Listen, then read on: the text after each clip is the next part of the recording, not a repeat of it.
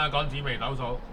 咁啊，逆水忌嘅定義，核心嘅概念，逆水忌咧係指命宮、財帛宮、官祿宮，咁啊化忌星射入對宮，咁咧對宮恰好有個新年忌助手，新年忌就如同水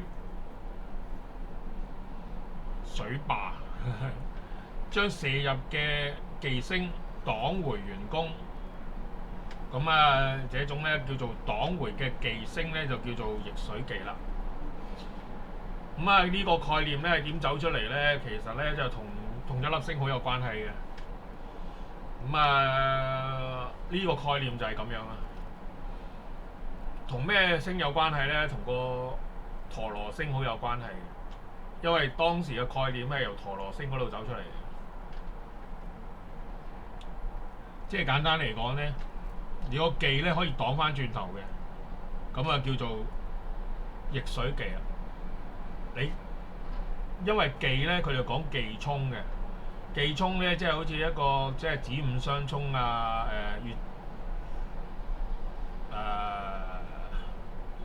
亥巳相沖啊，卯酉相沖嗰啲咁啊叫相沖啊嘛。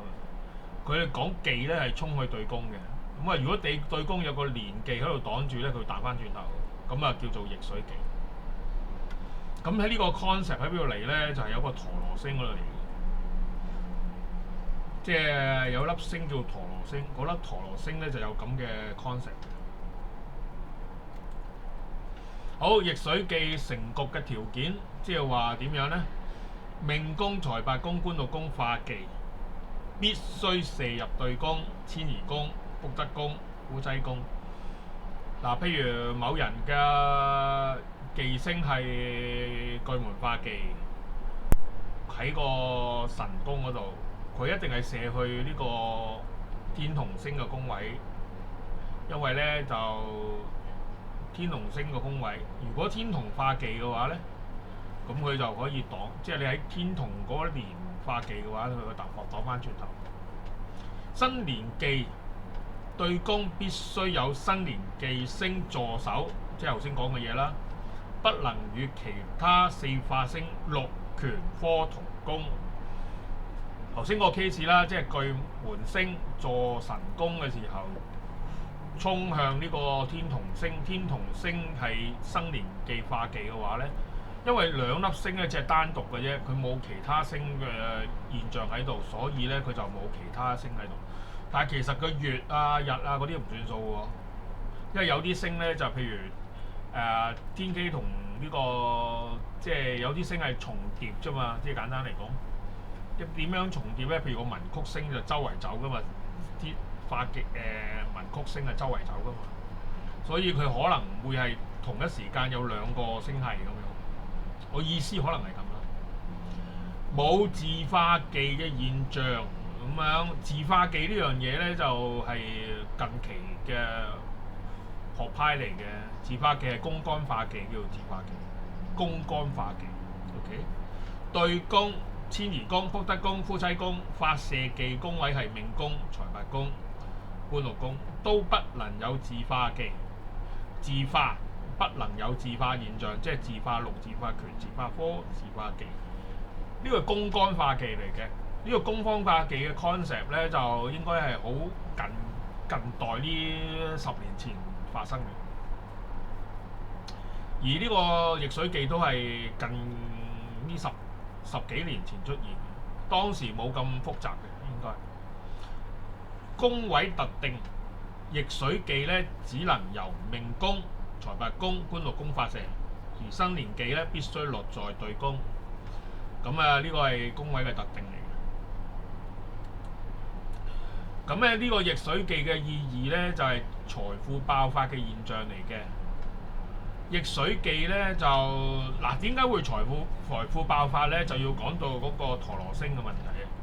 陀羅星咧會擋住啲嘢嘅，即係會擋住一啲爆發嘅點嘅。即係簡單嚟講，因為佢個 concept 喺個陀羅星嗰度走出嚟嘅，即係擋住啲爆發點嘅。譬如嗰啲遺產啊嗰啲咧，通常都係陀羅星擋住嘅。即係突然間我唔知道邊個親戚遠房親戚好有錢咁樣，我陀羅星就擋住咗嗰個現象，跟住咧個陀羅星一減弱嘅時候咧，嗰個爆發點一出嘅時候咧，我就遺產我攞得到啦咁樣。同個四化忌唔關係喎，四化只不過係嗰個 concept 運用喺嗰度啫，即係用個陀羅星嘅 concept 運用喺個忌度。咁逆水忌咧被視為一種橫發爆發性嘅財富嘅格局嚟㗎，命主喺特定時期咧可能突然獲得大量財富。嗱，呢個 concept 咧就由個陀羅星走出嚟嘅，究竟係咪真係出現咧？可能會出現嘅，因為忌同陀羅咧係有啲相似，一個叫暗忌，一個叫明忌。所以咧一個明忌咧就比較上係好明顯啊，睇到就唔會話咩遠房親戚啊咁樣擋住嗰啲錢啊，唔會嘅。佢係另類嘅明顯嘅現象嚟嘅，佢嘅意思就係咁解。事業嘅機會，命中嘅逆水忌嘅人咧，適合從事生產事業、開設工廠、經營連鎖店等，通常咧就財源滾滾。嗱，呢個就係呢個 concept 咧，點解個忌由呢個對宮坐住咧，就彈翻轉頭，令到佢嗰個忌消失咗咧？咁樣簡單嚟講，就係個忌消失咗啦。忌係一種唔好嘅嘢嚟噶嘛，但係佢就彈翻轉頭嘅時候咧，個忌本身個忌彈，個命宮忌啊、夫妻忌同埋嗰個財帛宮嘅忌咧消失咗。消失咗嘅即係冇咗個唔好嘅嘢，所以就變咗財源滾滾。財運不確定性，咁雖然逆水忌會發財，但係咧這種財富咧來得快去得快，需注意財富嘅本地同累積咁樣。好，逆水忌嘅特殊情況喎，有三種嘅喎，一種叫做水命忌。如果命宮、財帛宮、官祿宮化忌，頭先講夫妻宮嘅命宮、財帛宮、官祿宮化忌射入對宮，但對宮咧沒有生年忌助手，稱之為水命忌。咁咧就這種格局咧就不適合從事生產事業啦。咁即係水命忌就冇嘢㗎啦，係咪先？你冇擋住就叫水命忌，根本就冇發生事，冇發生事，點解你要講水命忌咧？係嘛？只不過係多此一舉嘅啫。水射忌，如果水命忌嘅對宮有自化忌，咁叫水射忌。這種格局咧會導致財富無法積聚，賺多花少嘅現象。呢個就係水射忌。即係話咧，佢如果你用宮干化忌嘅自化忌喺嗰度做嘅話咧，就唔得嘅，一定要用年忌。宮干化忌咧叫水射忌就唔可以儲到錢啦。仲有一個叫三忌同宮，喺呢個角度嚟講咧，三忌同宮咧其實咧就用處不大。咁多年嚟咧，咁多人咧都係驚三忌同宮嘅。但係咧事實上咧，三忌同宮咧係好多時都冇事發生㗎。因為佢嗰個原來咧忌咧重疊咧係有另類嘅意思嘅，咁呢個咧就係另外嘅想法嚟嘅，所以咧就呢度就用唔到啦。佢話對宮有自化忌，佢唔係三忌同宮喎嚇。對宮有自化忌，形成三忌同宮現象，會破壞逆水忌嘅格局，導致嚴重破財同不利。即係話咧，佢年忌裏面咧嗰個宮干咧又會，即係佢有個宮干忌喺度嘅咁樣，自化宮干忌嘅咁樣，佢就會破壞咗嗰個三忌年。咁呢個咁嘅三忌同宮咧，就個名咧就好似有啲逆向啊。因為簡單嚟講，三忌同宮咧係舊派嘅三忌同宮咧，就係講緊年、大限、流年、命流月咁樣三忌化局。咁叫三忌同宮，呢個只不過係借喻翻個三忌同宮個名詞。佢咁樣講嘅話，我冇辦法啦。你話佢係破財都冇乜辦法嘅。簡單嚟講，你消失咗個忌，被另外一個忌再勾翻出嚟咯。意思就係好啦，逆水忌對人嘅財富嘅影響，積極嘅影響可能帶來爆發性嘅財富。逆水忌某種情況咧會被視為一種橫發嘅個格局嚟嘅，命主可能會特定時期獲得大量財富嘅。解得好清楚啦，佢本身係陀羅星嘅一個另外一個想法嚟嘅。適合從事生產事業，又講多次嘅喂。好咁啊，又講多次啊，又係講緊生產業。易水記通常從事生產公營工廠、連鎖店、財源滾滾咁樣。好咁啊，消極嘅態度係乜嘢呢？咁樣咁啊，財富咧難以積聚。易水記又稱為橫財入墓。咁啊，即使命主賺到嘅錢咧，就好難去聚積保留財富，出現賺多少花多少嘅情況，容易破財。如果命宮存有水命忌、水瀉忌，則導致財運不穩，容易破財，甚至可能導致投資失利。咁啊，意外事件等損失大量金錢。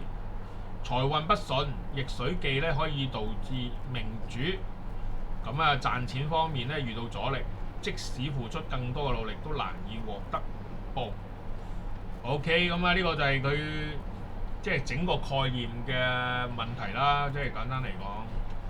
好咁啊，易水記嘅建議咁啊，養成儲蓄嘅習慣，避免衝動消費，學習理財知識，合理規劃財務。